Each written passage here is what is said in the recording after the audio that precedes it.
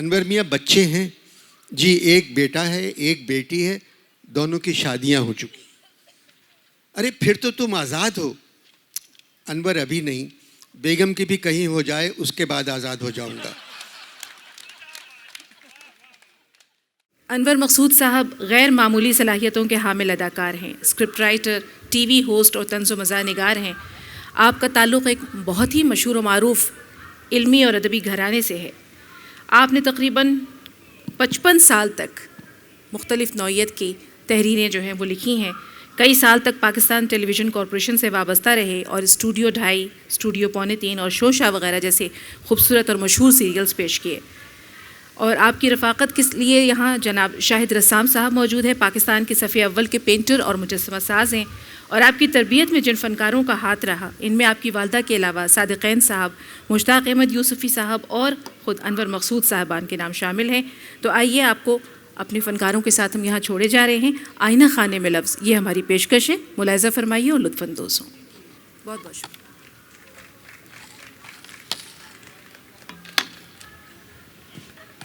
بہت شکریہ. آج میرے لیے بہت خوشی کا لمحہ یوں ہے کہ لگ بھگ 30 برس پہلے انور بھائی سے میری ملاقات ایک اسکول میں ہوئی اور انور بھائی نے مجھے انعام دیا اور دوسرے ہاتھ سے میرا ہاتھ پکڑ لیا. 30 برس ہو گئے اور 30 سال کسی انسان کو جاننے کے لیے، اس کو سمجھنے کے لیے ایک ایسا عرصہ ہوتا ہے.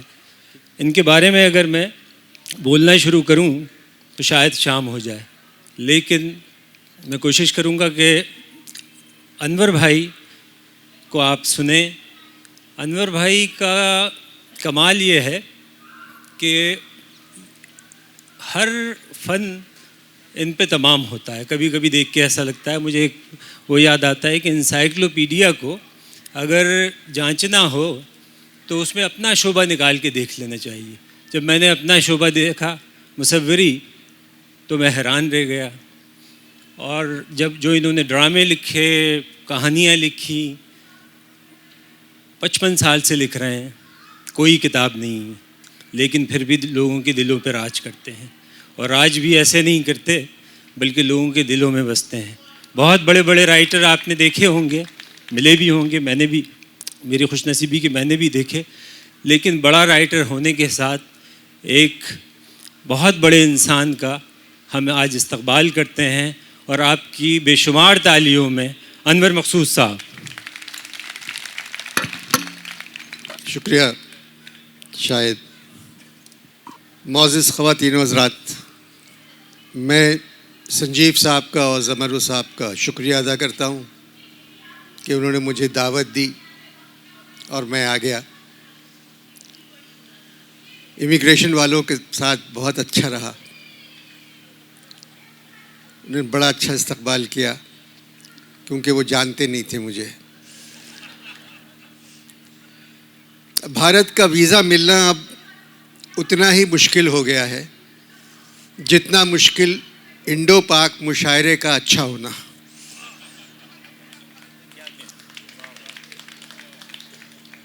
بقول میر، کیا رہا ہے مشاعرے میں اب، کیا رہا ہے مشاعرے میں اب، لوگ کچھ جمع آن ہوتے ہیں. یہ میر صاحب کا شعر ہے. سنجیو صاحب کا اور زمرو صاحب کا شکریہ ایک مرتبہ پھر کہ انہوں نے مجھے دلی دیکھنے کا موقع دیا.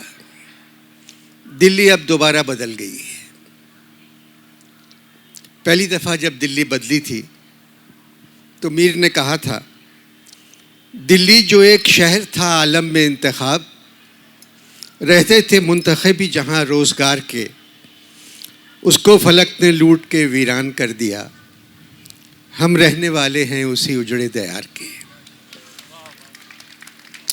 اب میر جو کچھ کہہ گئے تو لازمی ہے مصفی کو بھی وہی کہنا، کیونکہ ان پہ ایک الزام لگا آ رہا ہے کہ میر کی طرح کی شاعری کرتے. مصفی نے کہا، دلی کہے ہیں جس کو زمانے میں مصفی، میں رہنے والا ہوں اسی اجڑے دیار کا. یہ میر پہلے کہہ چکے تھے. دلی کے تباہ ہونے کے بعد ان لوگوں نے لکھنؤ آباد ہوتا ہوا دیکھا، مگر چلے گئے، مگر دل نہیں لگا۔ تو میر نے پھر کہا کہ متاع ہنر پھیر کر لے چلو، بہت لکھنؤ میں رہے گھر چلو۔ اب جب میر نے کہہ دیا تو مصفی کو بھی کہنا پڑا، اے مصفی مت پوچھ کے دلی سے نکل کر کیا کہیے کہ ہم کتنے پشیمان رہے ہیں۔ اب غالب وغیرہ کی، کیونکہ میں بہت سی باتیں یہاں چھپا دوں گا تو پڑھ لیجیے گا۔ یہاں آنے سے پہلے خورشید قصوری صاحب ہمارے سابق وزیر خارجہ، جن کی کتاب کی رونمائی بمبئی میں ہوئی تھی، مجھ سے کہنے لگے سنا ہے دلی جا رہے ہو، ساتھ کیا لے جا رہے ہو؟ میں نے کہا ایک کالی پالش کی ڈبیا ساتھ لے جا رہا ہوں تاکہ کسی کو زحمت نہ اٹھانا پڑے۔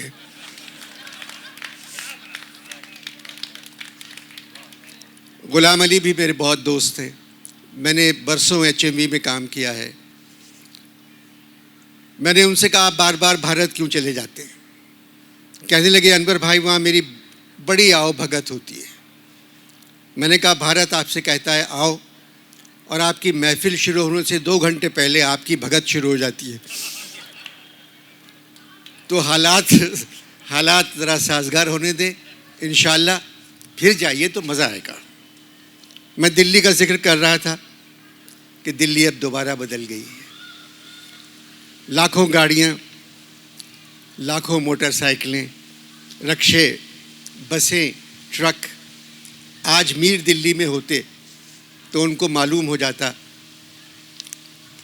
کہ یہ دھواں سا کہاں سے اٹھتا ہے۔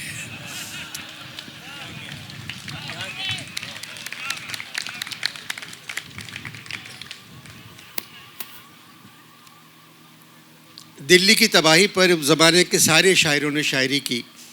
مجھے جو شعر بہت پسند آیا وہ مصفی کا تھا، اب دیکھو تو قلعی سی ان کی ادھڑ گئی ہے، اب دیکھو تو قلعی سی ان کی ادھڑ گئی ہے، تھا جن عمارتوں پر دلی کے کام گچ کا۔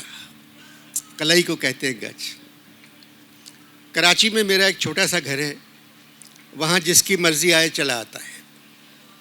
غالب، سودا، نذیر، اقبال، آتش سب آ چکے ہیں، ان سے میری خط و کتابت بھی ہے۔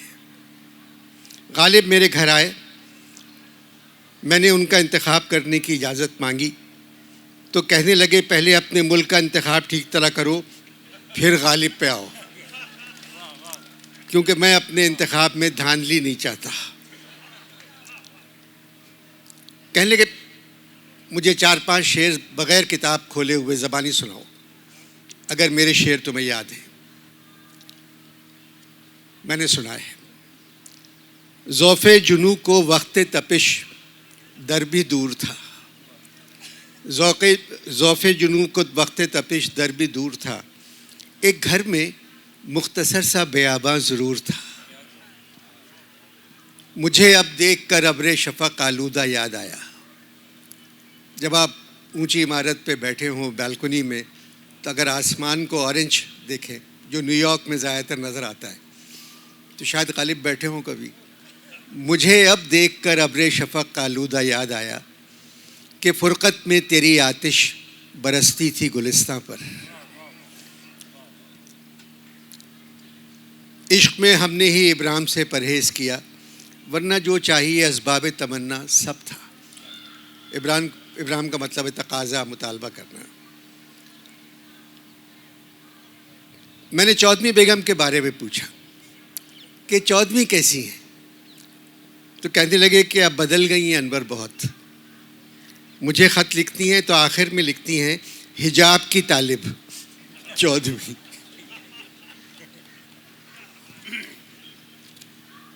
پاکستان کے بارے میں پوچھنے لگے کیا حالات ہیں، میں نے کہا ٹھیک نہیں ہے، نوجوان سڑکوں پر سے گاڑیاں اٹھانے لگے ہیں۔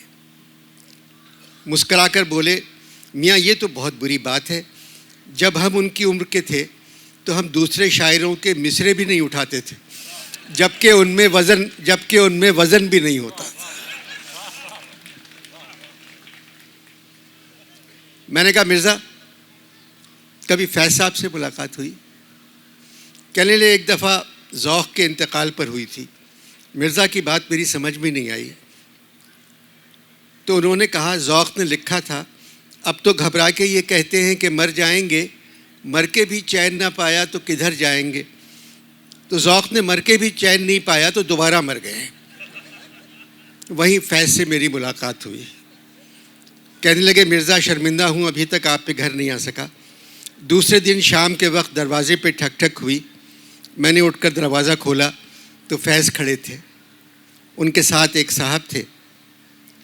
فیض نے کہا مرزا میں پہلی مرتبہ آپ کے گھر آیا ہوں، خالی ہاتھ آنا اچھا نہیں لگا، اس لیے فراز کو ساتھ لے آیا۔ اب میرے یہاں جو سلسلہ ہے لوگوں کے آنے جانے کا وہ لگا رہتا ہے، خط بھی آتے ہیں۔ صبح 7 بجے میں اپنے کمرے میں بیٹھا ولایت خان صاحب کا اہیر بہروں سن رہا تھا۔ افضل جو میرا ملازم ہے آ کر کہنے لگا صاحب کوئی بزرگ آئے ہیں، رکشے میں بیٹھے ہوئے ہیں اور رو رہے ہیں، مانگنے والے نہیں لگتے، آپ سے ملنا چاہتے ہیں، آپ جا کر مل لیں۔ میں باہر جاتا ہوں، بزرگ مجھے دیکھ کر بہت مشکل سے رکشے سے اترتے ہیں اور روتے ہوئے کہتے ہیں میر جی اس طرح سے آتے ہیں جیسے کنجر کہیں کو جاتے ہیں۔ یہ شعر میر کا ہی ہے۔ میں پہچان گیا یہ میر تقی میر ہے۔ میں نے رونے کی وجہ دریافت کی تو کہنے لگے آنسو میری آنکھوں میں ہر دم جو نہ آ جاتا تو کام میرا اچھا پردے میں چلا جاتا۔ رکشے والا کہنے لگا ابے مشاعرہ بعد میں شروع کریو، پہلے 500 روپے دے دو۔ میں نے رکشے والے سے ذرا سختی سے کہا تمیز سے بات نہیں کر سکتے، ابے کہنے کی کیا ضرورت تھی؟ میر صاحب نے کہا کوئی بات نہیں، میں ابے کے لفظ سے بہت اچھی طرح واقف ہوں۔ کہنے لگا نواہی با کتنا، کیوں ہوا ہے سیڑھی ابے جا بھی، یوں بلاتے ہیں مجھے کوچے جانا والے، ادھر ابے ابے وہ چاک غریباں والے۔ رکشے والا کہنے لگا سارے شعر میر تقی میر کے سنا رہے ہو، میرے والد بھی میر کا ایک شعر ہر دفعہ پڑھا کرتے تھے، مر گئے۔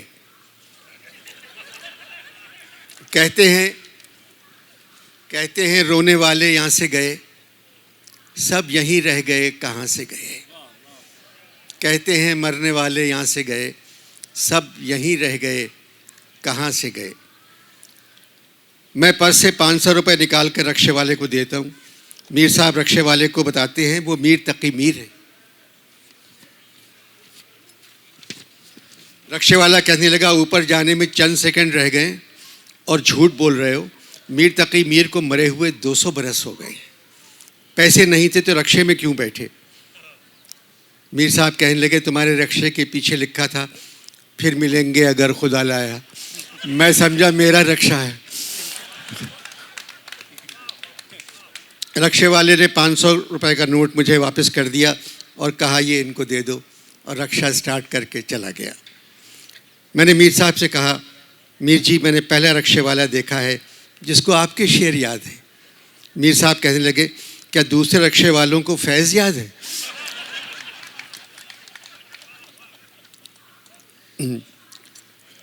میں نے کہا ضرور یاد ہوں گے، فیض صاحب بہت بڑے شاعر تھے۔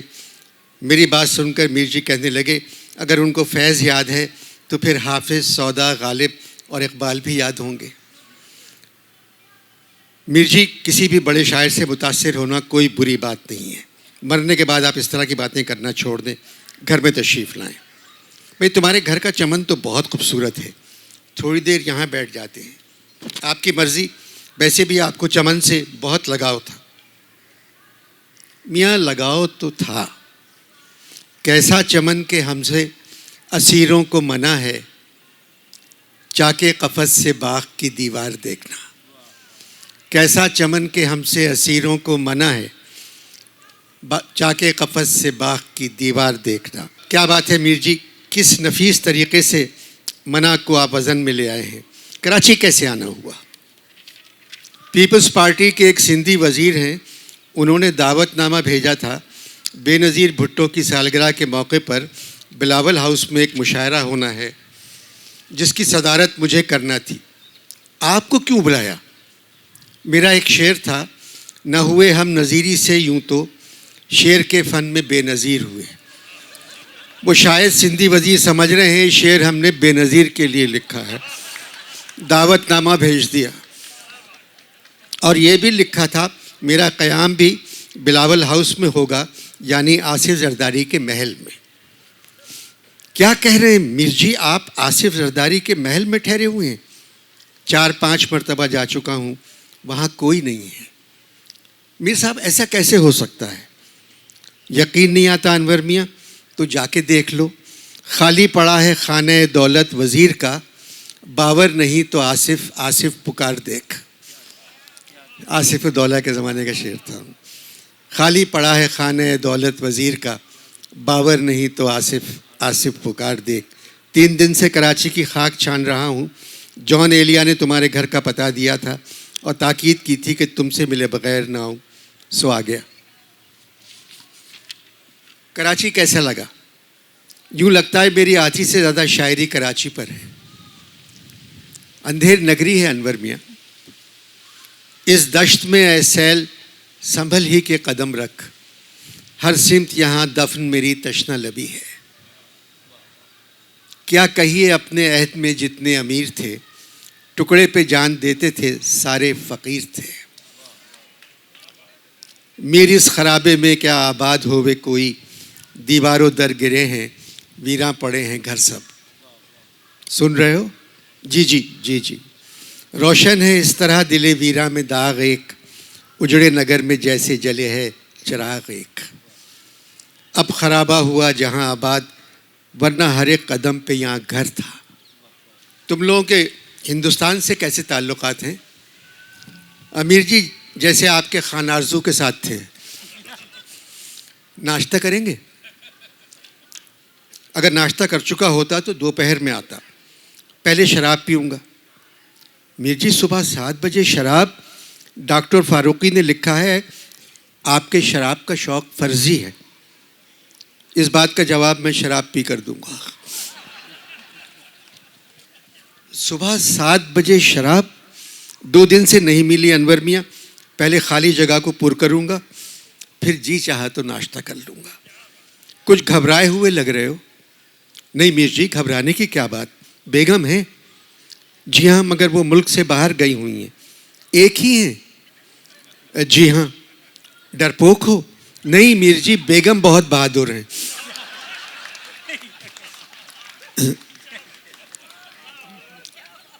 انور میاں بچے ہیں؟ جی ایک بیٹا ہے ایک بیٹی ہے، دونوں کی شادیاں ہو چکی. ارے پھر تو تم آزاد ہو. انور ابھی نہیں، بیگم کی بھی کہیں ہو جائے اس کے بعد آزاد ہو جاؤں گا. مگر مجھے ابھی تک یقین نہیں آ رہا ہے کہ آپ شراب پیتے ہیں. میاں بات سنو، ہو صرف شراب کاش ساقی، یہ شیشے عمر جو ہے باقی. میں نے کہا کہ شراب کے بارے میں اور لوگوں کے بھی شعر اچھے ہیں. حوض کوثر پہ جا نکلتا ہے یہی رستہ شراب خانے کا. بولے دوسروں کے شعر مجھے مت سناؤ، شراب ہے کہ نہیں؟ بولے آپ کو، میں نے کہا آپ کو میرے کمرے میں آنا ہوگا. آپ ہی نے کہا تھا کچھ سوچتا نہیں ہے مستی میں میر جی کو، کرتے ہیں پوچھ گوئی پی کر شراب کیا کیا. بات سنو، بیگم تو گھر پہ ہے نہیں، کوئی اور ہے؟ جی نہیں. اس کا مطلب ہے صرف ہم دونوں ہیں. میاں پوچھ گوئی میں جو لطف ہے وہ باد نسیم میں بھی نہیں ہے. وہ چلی جاتی ہے پوچھ گوئی یاد رہتی ہے. میرا کمرہ اوپر ہے، چلو یہ میرا کمرہ ہے میر صاحب. کتابیں بہت ہیں. غالب غالب غالب غالب غالب غالب غالب غالب، اقبال اقبال اقبال اقبال اقبال. میر جی سب سے اوپر کے خانے میں آپ ہیں. پہلے آپ، پھر غالب، پھر اقبال. آپ دیوان پہ تشریف رکھیں. کیا ذوق کا ہے. معاف کیجیے گا میں تخت کو دیوان کہہ گیا. بات یہ ہے انور میاں میں تخت پہ کبھی نہیں بیٹھا. کیسی بات کرتے ہیں میر جی؟ آپ ہی نے کہا تھا افیون ہی کے دل شدہ ہم روح سیاہ ہیں، ہو تخت کچھ دماغ تو پھر بادشاہ ہیں۔ تجھے میرے کوئی معقول شعر یاد نہیں؟ سینکڑوں یاد ہیں۔ مولانا آزاد نے آب حیات میں لکھا تھا، بات سنو، وہ مولانا آزاد تھا اور میں اسیر، اور جو شخص حیات کو آبے کہے میں اسے مولانا ہی نہیں مانتا۔ بتاؤ، ایک شیعہ کو سنی بنا دیا۔ شراب لے آؤ۔ یہ رہی بوتل اور یہ ہے چاندی کا کٹورا۔ برف و پانی چاہیے؟ نہیں، رہنے دو، کٹورے سے کام نکل جائے گا۔ واہ واہ واہ واہ میاں، جیتے رہو۔ کون سی شراب ہے؟ 21 سال پرانی ولایتی۔ یہ بوتل کتنے روپے میں مل جاتی ہے؟ اس سوال کی ضرورت نہیں تھی، معقول لوگ اس طرح کے سوال نہیں پوچھتے۔ پھر بھی کتنے کی؟ جتنی کتابیں آپ غالب، اقبال اور اپنی دیکھ رہے ہیں ان سب کی قیمت سے 20,000 روپے مہنگی ہے۔ کیا قصیدے لکھتے ہو میاں؟ کیا شراب ہے! پہلا گھونٹ آفتاب کی طرح غروب ہوا، پتہ ہی نہیں چلا کہاں گھس گیا۔ تم مجھے کیسا شاعر سمجھتے ہو؟ سچ بتاؤں، میں آپ کو گیلا شاعر سمجھتا ہوں۔ کیا مطلب گیلا؟ پوری کلیات میر صاحب آپ کی آنسوؤں سے بھری ہوئی ہے۔ بات سنو انور، مفسدوں اور شر پسندوں کو جس معاشرے میں عروج حاصل ہو وہاں باصلاحیت لوگ صرف روتے رہتے ہیں۔ کچھ نہیں تھا میرے پاس، مہمان میر مت ہو خانے فلک پہ ہرگز، خالی یہ مہر و مہ کی دونوں رکابیاں ہیں۔ بہت اچھا شعر ہے میر صاحب، مجھے یاد ہے، اس لیے مکرر نہیں کہا میں نے۔ آپ نے رکابیاں کہا، نذیر روٹیاں کہہ چکے ہیں۔ پوچھا کسی نے یہ کسی کامل فقیر سے، یہ مہر و ماہ حق نے بنائے ہیں کاہے کے؟ وہ سن کے بولا، بابا خدا تجھ کو خیر دے، ہم تو نہ چاند سمجھے نہ سورج ہیں جانتے، بابا ہمیں تو یہ نظر آتی ہیں روٹیاں۔ اس طرح کی بات نظم میں کہنا آسان ہے، بہت دیر بعد روٹیاں آئیں۔ تم میرے رونے کی بات کر رہے تھے نا، کچھ اشعار یاد ہیں میرے رونے والے؟ سنیے۔ دن رات میری آنکھوں سے آنسو چلے گئے، برسات اب کے شہر میں سارے برس رہی۔ دن رات میری آنکھوں سے آنسو چلے گئے، برسات اب کے شہر میں سارے برس رہی۔ اے ابر تر تو اور کسی سمت کو برس، اس ملک میں ہماری یہی چشم تر ہے بس۔ دیکھو انور، کس انداز سے میں شہر سے نکل کر پورے ملک پر آ گیا۔ مرجی مصفی نے بھی کہا تھا، اور ہی انداز کا ہے یہ رونا، ابر اس طرح چشم تر تو کرو۔ مصفی کی ہر غزل میں کہیں نہ کہیں تمہیں میر مل جائے گا۔ مرجی مگر مصفی نے ایک جگہ لکھا ہے، مصفی گر یہ غزل میں لکھ کے بھیجوں لکھنؤ، میر رختے تازہ گوئی تہ کرے دیواں سمیت۔ غلام کو اس طرح کا شعر نہیں لکھنا چاہیے تھا۔ کیا مطلب؟ اس کا نام تھا غلام حمدانی مصفی۔ تو میرے شعر سناؤ اور میرے سامنے کسی اور شاعر کا ذکر مت کرو۔ انور میاں، میں فقیر تھا۔ میر صاحب، مصفی کا ایک شعر تو اور سناؤں گا۔ آپ نے کہا ہے خود کو فقیر، مصفی نے کہا تھا، کرتا ہوں سوال جس کے در پر آتی ہے یہی صدا کہ پھر مانگ۔ ابے کیا تو امروہے کی پیداوار ہے؟ نہیں جی، میرا تعلق حیدرآباد دکن سے ہے۔ آپ کی بات مانتا ہوں، مصفی کی شاعری میں آپ کا خیال بہت ہے، مگر بیان کا انداز مختلف ہے۔ مصفی نے کہا تھا، رات آنکھوں میں کٹی مجھ کو جدائی تیری، میں نے ایک پل بھی تو مشگاں کو نہ مشگاں پہ رکھا۔ مگر آپ پہلے کہہ چکے ہیں میر صاحب، فراق آنکھ لگنے کی جا ہی نہیں، پلک سے پلک کا آشنا ہی نہیں۔ میں نے کہا عشق کرنا آسان کام نہیں ہے میر صاحب۔ میر، مجھے معلوم ہے تبھی تو لکھا تھا، قدم دشت محبت میں نہ رکھ میر، کہ سر جاتا ہے گام اولی پر۔ طریق عشق میں ہے رہنما دل، پیمبر دل ہے قبلہ دل خدا دل۔ اقبال کو پڑھا آپ نے؟ میر جی پڑھا، مگر شاید اقبال نے مجھ کو بہت پڑھا۔ میرا ملازم آتا ہے اور کہتا ہے وہی رکشے والا آیا ہے اور کہہ رہا ہے تقی کو باہر بھیج دو. 2 چھوٹے چھوٹے لفظ آگے پیچھے لگائے تھے وہ میں بھول گیا. میں نے کہا میر تقی میر کہا ہوگا. انور میاں رکشے والے کو اوپر بلا لو. رکشے والا اوپر میرے کمرے میں آتا ہے اور زمین پہ بیٹھ جاتا ہے. میر صاحب کہتے ہیں بیٹا میرے ساتھ بیٹھ جاؤ. میرے اصرار پر وہ میر جی کے ساتھ بیٹھ جاتا ہے. پھر غور سے کٹورے کو اور شراب کی بوتل کو دیکھتا ہے. اوہو بھائی تقی, کٹورے میں شراب چل رہی ہے. میر صاحب تم بھی پیو بیٹا. رکشے والا پھر رکشا کے انور مقصود چلائے گا. میاں کہاں کے ہو اور نام کیا ہے؟ وہیں کے ہیں یہاں کے تم ہو. دادا پردادا آگرے کے تھے, ابا آگرے سے دلی آ گئے, مگر تمہاری طرح دلی سے لکھنؤ نہیں گئے, کراچی آ گئے. لکھنؤ جاتے تو مزار کی جگہ بھی نہیں ملتی. میرا نام حسن ہے. والد کیا کرتے؟ بھائی تقی کچھ نہیں کرتے تھے, بس تمہاری شاعری اماں کو سناتے رہتے تھے.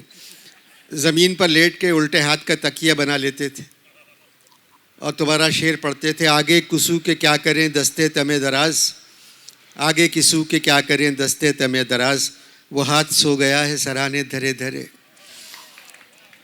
اماں کو تمہارے شعر بہت یاد ہیں. اماں نے تمہارے لیے رات کا کھانا پکایا ہے, دل چاہے تو اماں سے مل لینا اور کھا بھی لینا. ویسے بھائی تقی تمہاری شاعری نے تمام شاعروں کو ادب کے ملبے کے نیچے دبا دیا ہے. بیٹا میری شاعری کے بارے میں حسن میاں تم سے پوچھ رہا ہوں, تمہاری کیا رائے ہے؟ ایک رکشہ چلانے والا اردو ادب کے سب سے بڑے شاعر کے بارے میں کیا کہہ سکتا ہے؟ حسن میاں کچھ تو کہو. بھائی تقی جو زبان اماں ابا اور ہمارے دوسرے خاندان والے گھر میں استعمال کرتے تھے, تم نے اسی زبان کو شاعری کی زبان بنا دیا. ایمان سے ایسا لگتا ہے 2 آدمی کسی مزار کی سیڑھیوں پر بیٹھ کے بات کر رہے ہیں. ایک اپنی زندگی سے بیزاری پر روئے جا رہا ہے اور دوسرا بدبخت اس کو تسلی بھی نہیں دے رہا ہے. مجھے تو یہ محسوس ہوتا ہے بھائی تقی تم اپنی شاعری میں ہم جیسوں کا حال بیان کر رہے ہو اور ہم سے باتیں کر رہے ہو. میر حسن میاں پڑھے لکھے ہو.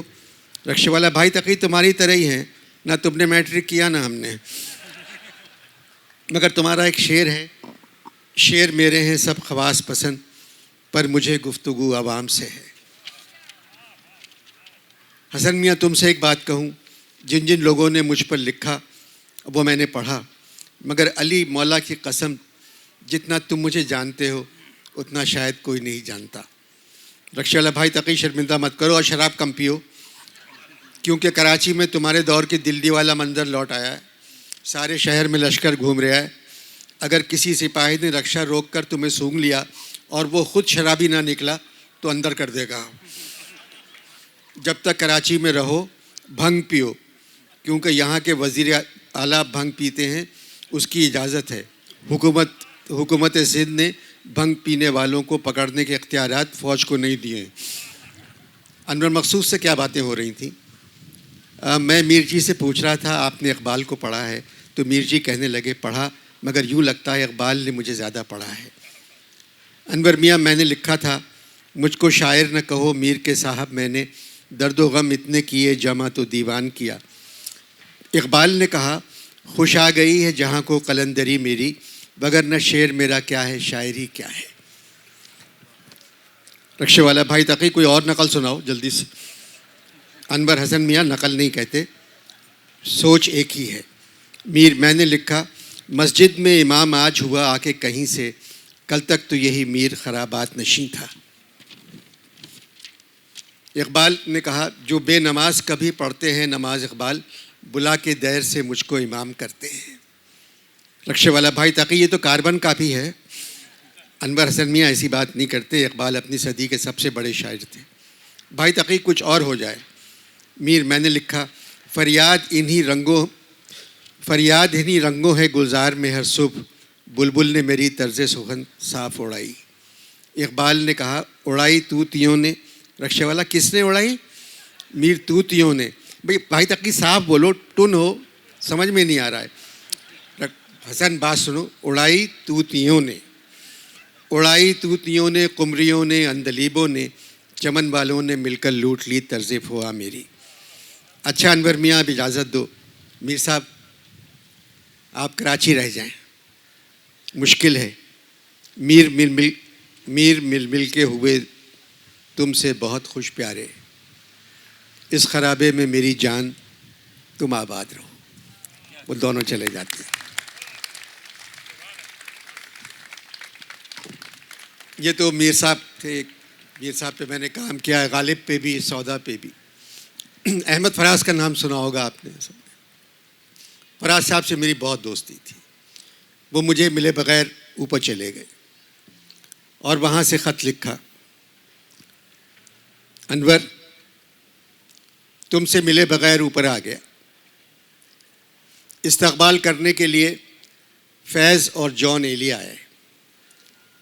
جان کو دیکھ کر مجھے حیرت ہوئی، کیونکہ جان نے تو مجھے زمین پر ہی شاعر نہیں مانا تھا. فیض صاحب نے کہا، فراز یہاں چھوٹا بڑا کوئی نہیں ہے، سب برابر ہیں. مغرب کے بعد تمہیں مرزا غالب نے بلایا ہے، رات کا کھانا علامہ اقبال کے یہاں ہے. میں نے کہا، فیض صاحب مرزا غالب نے مغرب کے بعد کیوں بلایا ہے؟ کہنے لگے تم جانتے ہو مغرب کے بعد کیوں بلایا جاتا ہے، وہ تمہارا شوق ہے. تو فراز نے کہا نہیں، میں مغرب کے بعد علامہ سے ملنے جاؤں گا. تو جان کہنے لگے، فراز مغرب کے بعد علامہ بھی تمہیں وہیں ملیں گے. مغرب کے بعد میں اور فیض صاحب مرزا غالب پہ گھر پہنچے تو ہم نے دیکھا کہ مرزا کے کمرے میں اتنا بڑا ہجوم انور پاکستان کے مرے ہوئے شاعروں کا تھا، میں نے زندگی میں نہیں دیکھا. جگہ نہیں تھی. میں اور فیض صاحب برآمدے میں غالب کے ساتھ بیٹھ گئے. میں نے مرزا سے کہا، مرزا آپ کی غزل کا ایک مصرع آج سمجھ میں آیا میری. مجھے کیا برا تھا مرنا اگر ایک بار ہوتا، مگر یہاں بار انگریزی کا لگ رہا ہے.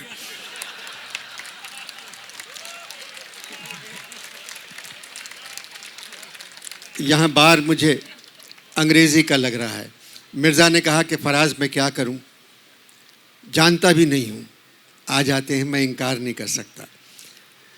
مرزا کو خدا حافظ کہہ کے ہم علامہ کے گھر گئے اور انور، میں اور فراز اتنے خوش ہوئے جب ہم نے دیکھا کہ علامہ کے ساتھ محترمہ بے نظیر بیٹھی ہوئی ہیں. میں بے نظیر، فیض صاحب اور علامہ پاکستان کے ماضی، حال اور مستقبل پر بات کرتے رہے. اچانک بے نظیر نے علامہ سے کہا، علامہ جو خواب آپ نے دیکھا وہ تو پورا ہی نہیں ہوا، اور جو خواب آصف نے نہیں دیکھا وہ پورا ہو گیا. تو یہ کیسا ملک ہے؟ تو فیض صاحب نے کہا، بی بی یہی جمہوریت ہے. جمہوریت میں لوگ جس کو چاہیں، جس کو پسند کریں، جس سے محبت کریں، اسی کو حق ہے اس کرسی پر بیٹھنے کا، بعد میں پسند کرنے والوں کی قسمت. علامہ نے مجھ سے کہا کہ فراز کروڑوں مداحوں کو چھوڑ کے آئے ہو، کچھ کہہ کے آئے ہو ان سے. میں نے اپنا ایک شعر سنایا، ہنگامہ محفل ہے کوئی دم کہ چلا میں. ہنگامہ محفل ہے کوئی دم کہ چلا میں، ساقی میرے ساغر میں ذرا کم کہ چلا میں. اپنا شعر سنا کے میں اس کمرے میں چلا گیا جہاں میں ٹھہرا ہوا ہوں. رات بھر نیند نہیں آئی. تم لوگ بہت یاد آئے. صبح کے 5 بج گئے. اچانک دروازے پہ ٹھک ٹھک ہوئی. میں نے دروازہ کھولا تو میڈم نور جہاں کھڑی تھی. کہنے لگی فراز آنے میں بڑی دیر لگائی. میں نے کہا یہاں اپنی مرضی سے کوئی نہیں آتا ہے میڈم، ایک وقت لکھا ہوتا ہے اسی پہ آیا جاتا ہے. تم صبح 5 بجے یہاں کیا کر رہی ہو؟ کہنے لگی ابھی میٹنگ ختم ہوئی ہے، ہم فیض صاحب کا 100 سالہ جشن پیدائش منا رہے ہیں میدان حشر میں، جو آغا حشر کے گھر کے پیچھے ہے. میں فیض کی غزلیں گا رہی ہوں، نصرت فتح علی فیض کی نظمیں گا رہے ہیں، نذیر اکبر آبادی مہمان خصوصی ہیں اور حافظ صدارت کر رہے ہیں. اور ہم سب نے یہ فیصلہ کیا ہے کہ اس پروگرام کی میزبانی اگر انور مقصود کر لیں تو بہت اچھا ہوگا. تو میں نے کہا کہ میڈم کیا پاگل ہوئی ہو, جو حالات پاکستان کے ہیں ابھی انور کو وہاں رہنے دو. 2 سال بعد جب ہم فیض کا جشن پیدائش منائیں گے تو اس پروگرام کی میزبانی انور ہی کریں گے. تمہارے نہ آنے کا منتظر, احمد فراز.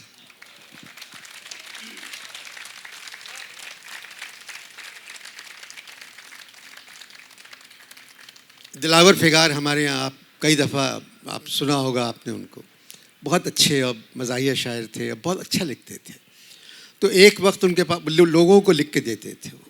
تو ایک وقت میں 2 لوگ آ گئے ان کے پاس کہ ہمیں لکھ کے دے دیجیے. ایک کو صحرا چاہیے تھا, ایک کو مرثیہ چاہیے تھا.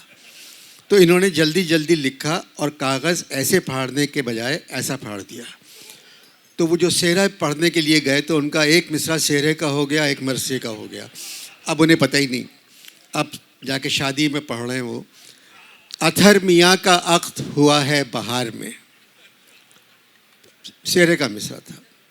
اتھر میاں کا عقد ہوا ہے بہار میں, دوسرا مصرع مرثیے کا لگ گیا, اے کاش کوئی پھول بچھا دے مزار میں.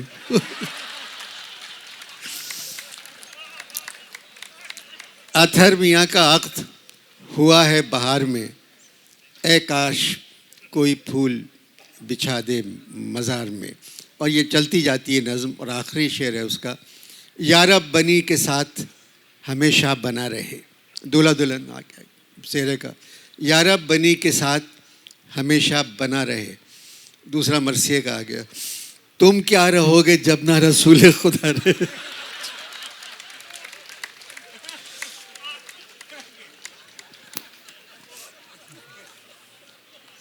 چلے بس جانے سے پہلے, کیونکہ اتنے اچھے لوگ, بڑی مدت بعد مجھے نظر آئے. انور بھائی, آپ ہندوستان پہلی بار تشریف لائے ہیں, اور سنجیو صاحب, زمرد مغل کی محبت کے ساتھ ساتھ آپ حاضرین کی محبت ان کو کھینچ کے لائی ہے. آپ کیوں ہندوستان کبھی نہیں آئے؟ ہندوستان, ایک تو مجھے پاپ گانا نہیں آتا, اور راحت کے پیچھے میں کوئی انسٹرومنٹ نہیں بجاتا.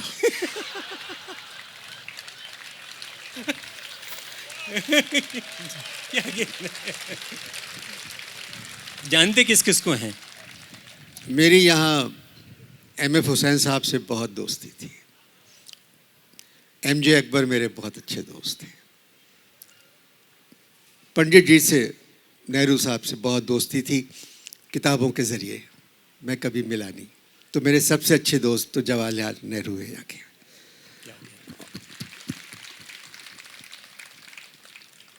ایچ ایم وی میں کام کیا, دوبے جی, لتا جی, آشا جی کے ساتھ بہت. میں آپ سے ایک بات کہوں, ٹیسٹ میچ ہو رہا ہے لارڈس میں, میں لتا جی کے فلیٹ میں بیٹھا ہوا ہوں سرے میں. گواسکر نے مڈل سٹمپ لی اور بوتھم گیند کر رہا تھا. تو ایک گیند اس نے مڈل سٹمپ سے لے کے آف کی طرف کرائی, تو گواسکر نے بیک فٹ پہ آ کے اس کو جانے دیا. لتا جی نے کہا کہ انور جی, گواسکر نے مڈل سٹمپ پہ کھیل رہا ہے, بوتم نے اگر گیند لیگ سٹمپ سے باہر کرائی تو یہ آؤٹ ہو جائے گا. تیسری گیند بوتم نے لیگ سٹمپ کے باہر پھینکی, جو اندر گئی, اور یہ بولڈ ہو گیا گواسکر. تو میں نے کہا کہ ایک بات بتائیں, آپ کو گانے کا شوق ہے زیادہ یا کرکٹ کا؟ تو اوشا ان کی بہن تھی, بولے انور جی کرکٹ کا زیادہ ہے, بہت جانتی ہیں کرکٹ کے بارے میں. اب ایک بات, امن کی آشا والے یہاں آتے ہیں ہر سال, بہت لوگ آئے ہیں, ہزاروں لوگ. آپ اس سے کیوں وابستہ نہیں ہوئے کبھی؟ تو میں نے انکار کیا کہ میں امن کی آشا میں نہیں جاؤں گا. تو انہوں نے کہا کیوں؟ میں نے کہا جب تک مجھے امن کے بھونسلے نہیں بلائیں گے جب تک میں نہیں جاؤں گا, کیونکہ اس کا پورا نام ہے آشا بھونسلے.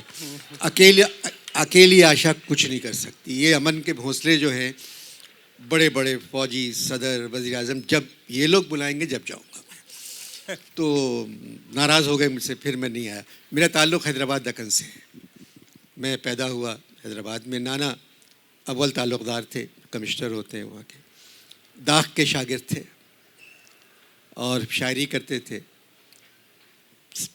پاکستان جب گئے تو ہم لوگ صرف اپنے ساتھ 10,000 کتابیں لے کے گئے اور گھر دے گئے کسی کو جو ملازم تھے، سارا سامان سب کچھ چھوڑ گئے، صرف کتابیں لے گئے اور کتابیں ہی کام آئیں. کسی نے پوچھا مجھ سے وہاں کہ آپ 10 بھائی بہن ہیں، زہرا نگاہ میری بہن ہے بڑی، زبیدہ طارق وہ کوکنگ کرتی ہیں، میری بیگم امو خود لکھتی ہیں، بجیہ فاطمہ جو گزر گئی ابھی 3 دن پہلے، میں جن کی وجہ سے کل نہیں آ سکا یہاں، سب لکھتے پڑھتے ہی ہیں. تو کسی نے کہا کہ آپ 10 بھائی بہن ہیں، اتنی محبت کیسے ہے آپ میں؟ تو میں نے کہا کہ اس کی اتنی محبت 10 بھائی بہنوں میں وجہ یہ ہے کہ ماں باپ نہ زمین چھوڑ کے گئے، نہ گاڑی، نہ بینک میں پیسہ، نہ کچھ، نہ مکان، صرف ہم لوگوں کو چھوڑ گئے. محبتیں جب بٹتی ہیں جب جائیداد کا چکر چلتا ہے، تو ہم کیا کریں گے؟ بس جانے سے پہلے چلے میں آپ کو ایک خط سنا دیتا ہوں.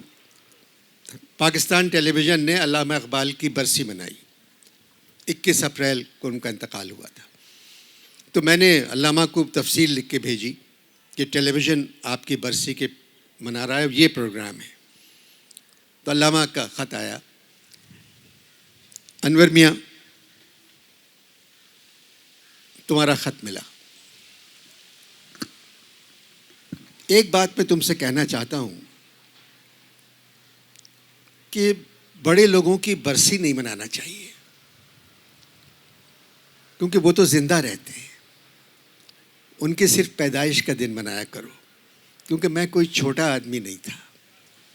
اور پاکستان ٹیلی ویژن اگر میری برسی منانا چاہتا ہی ہے تو 21 اپریل کے بجائے 25 مارچ کو منایا کرے، جس دن مشرقی پاکستان تم سے الگ ہوا. میں شاعر مشرق ضرور تھا، مگر اس کا تعلق مشرقی پاکستان سے نہیں تھا. یہ خطاب مجھے تم لوگوں نے دیا تھا. میرے دوست میرے پاس آئے اور کہنے لگے: علامہ تم صرف شاعر مشرق ہو. میں خاموش رہا، کیا جواب دیتا. پھر تم لوگوں نے کیا کیا کہ مجھے مشرق سے نکال کے بر صغیر کا شاعر بنا دیا. وہی لوگ میرے پاس آئے اور کہنے لگے: علامہ اب تو سب کانٹیننٹ کے شاعر ہو. پھر بھی میں خاموش رہا. 14 اگست 1947 کو پھر وہی دوست آئے کہ علامہ اب تم ایک ملک کے شاعر رہ گئے. میں نے پہلی مرتبہ ان سے کہا کہ بیٹھو. کسی بھی شاعر کے لیے اس سے بڑی بات اور کیا ہو سکتی ہے کہ ایک سرزمین اس کے نام سے پہچانی جائے، ایک وطن اس کے نام سے پہچانا جائے. انور میاں، میں نے پاکستان کی مٹی کی جھلک اس مٹی میں دیکھی تھی جس میں طرابلس کے شہیدوں کا لہو ملا ہوا تھا. میں نے پاکستان کے سرزمین کی جھلک اس دعا میں دیکھی تھی جو میں نے مسجد قرطبہ میں بیٹھ کے مانگی تھی. مگر تم کم بختوں نے 1971 نے مجھے صرف مغربی پاکستان کا شاعر بنا دیا. جس تیزی سے تم مجھ کو اور میری شاعری کو کم کر رہے ہو، میں صرف اس دن سے ڈر رہا ہوں جس دن لاہور ٹیلی ویژن سے یہ اناؤنسمنٹ ہو کہ اب آپ فریدہ خانم سے اقبال سیالکوٹی کا کلام سنیے.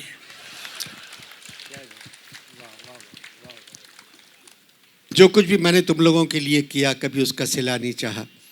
چھوٹے بچوں کی زبانی لب پہ آتی ہے دعا سن کر مجھے زندگی کی ہر آسائش مہیا ہو جاتی تھی. کسی نے بتایا ہے مجھے کہ تمہاری پہنچ سربراہوں تک ہے. اس دفعہ اسلام آباد جانا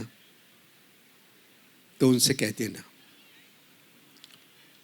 2 باتیں میری طرف سے. پہلی تو یہ کہ جو بھی سرزمین بچی ہوئی ہے، ملک چھوٹے بڑے نہیں ہوتے، ملک ملک ہوتے ہیں. میں تم سے ایک بات کہنا چاہتا ہوں، پاکستان میں تمہارے دل میں جتنی اپنے پرچم کی عزت ہے اتنی ہی بھارت میں کسی بھی انسان کے لیے اپنے پرچم کی عزت ہوگی. جتنی محبت بھارت میں رہنے والے کو اپنی زمین سے ہوگی اتنی ہی محبت پاکستان میں رہنے والے کو اپنی زمین سے ہوگی. پڑوسی ملک ہیں، مگر جتنی زمین بچی ہوئی ہے انور، اپنے سربراہوں سے کہنا کہ اس کو زمین نہ سمجھیں، اس کو پلاٹ سمجھیں، کیونکہ تمہارے پلاٹ سربراہ پلاٹ کی حفاظت کر سکتے ہیں، زمین کی نہیں کر سکتے. تمہارا محمد اقبال. خوش رہے آپ لوگ.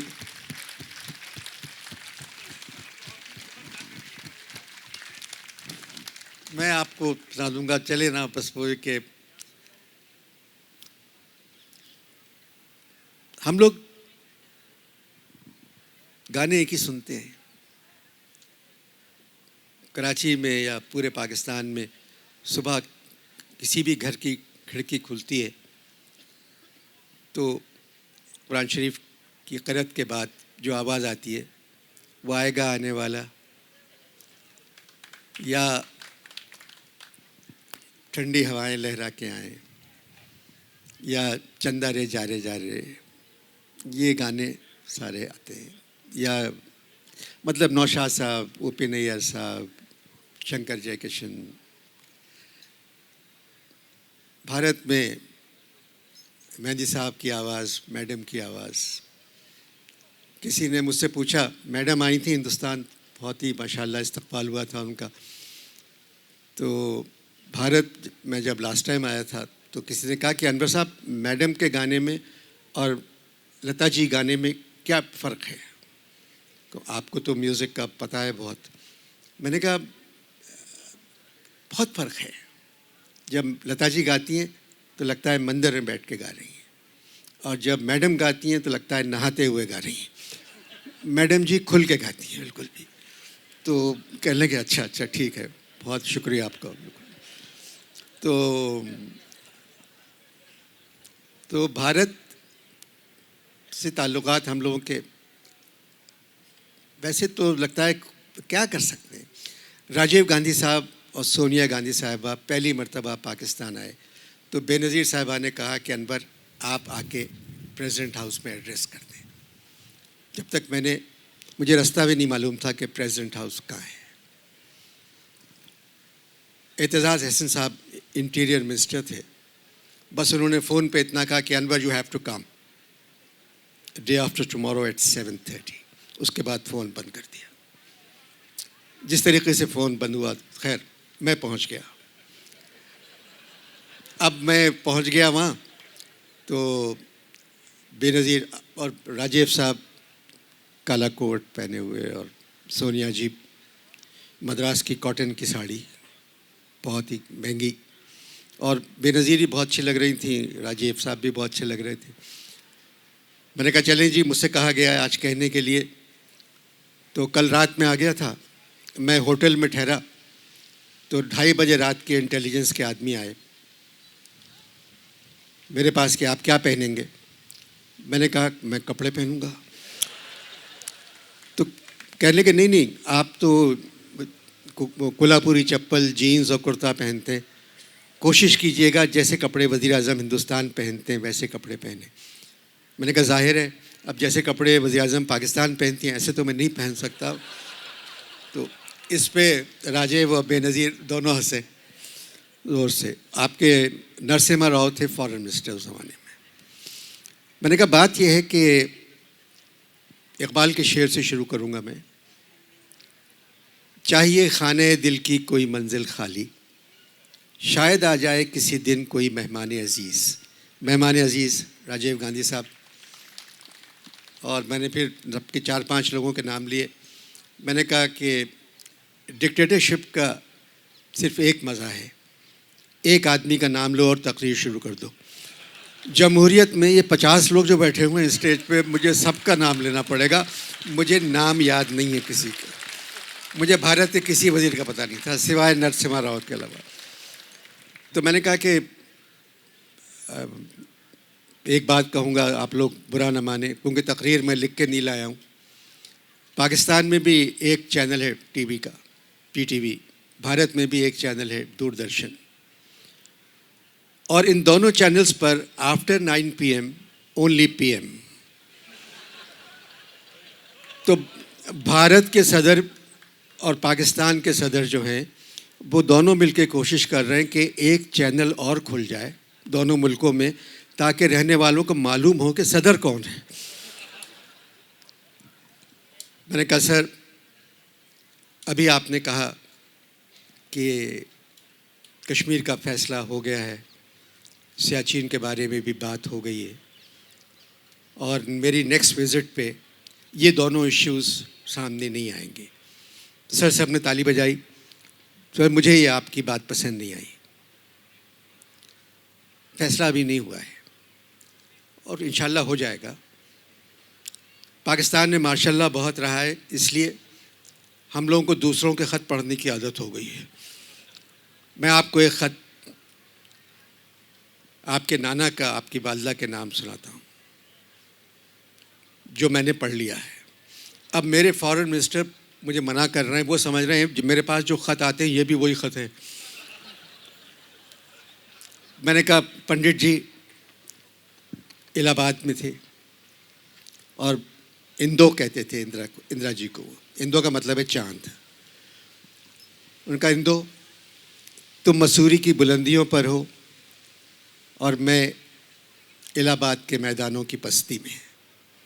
میری جان اب اس طرح ساتھ بیٹھ کے تو بات کرنا مشکل ہے، مگر اندو میں تجھے خطوں کے ذریعے چھوٹی چھوٹی باتیں لکھتا رہوں گا، چھوٹے چھوٹے ملکوں کے بارے میں لکھتا رہوں گا، جن چھوٹے ملکوں سے مل کے یہ ساری دنیا بنی ہے۔ بھارت ہندوستان ایک بڑا ملک ہے، تم جانتی ہو، میں جانتا ہوں، مگر میری بیٹی ساری دنیا کے سامنے بہت چھوٹا ہے۔ جب تک ہم چھوٹے ملکوں کے رہنے والوں کے حق کو تسلیم نہیں کریں گے، ہم بھارت میں کبھی خوش نہیں رہ سکتے۔ اس بات کا خیال رکھنا۔ میں نے کہا راجیو صاحب خط میں نے پڑھا ہے، اس میں ایک لفظ نہ ادھر ہے نہ ادھر ہے، صرف یہ ختم جب ہوا خط تو سری لنکا کے ایمبیسیڈر نے تالی بجائی کھڑے ہو کے، تو مجھے اچھا لگا۔ اکیلے ایک آدمی کھڑے ہوئے، وہ سری لنکا کے ایمبیسیڈر تھے۔ تو میں نے کہا کہ شروع میں نے کیا تھا علامہ کے شعر سے، آج پاکستانی فوج کے سربراہ اور آپ کی فوج کے سربراہ دونوں ساتھ بیٹھے ہوئے، میں جعفری صاحب کے شعر پہ اینڈ کروں گا، علی سردار کے۔ خدا کرے کہ یہ شبنم یوں ہی برستی رہے، زمیں ہمیشہ لہو کے لیے ترستی رہے۔ بہت بہت شکریہ، بہت بہت شکریہ، بہت شکریہ، نوازش۔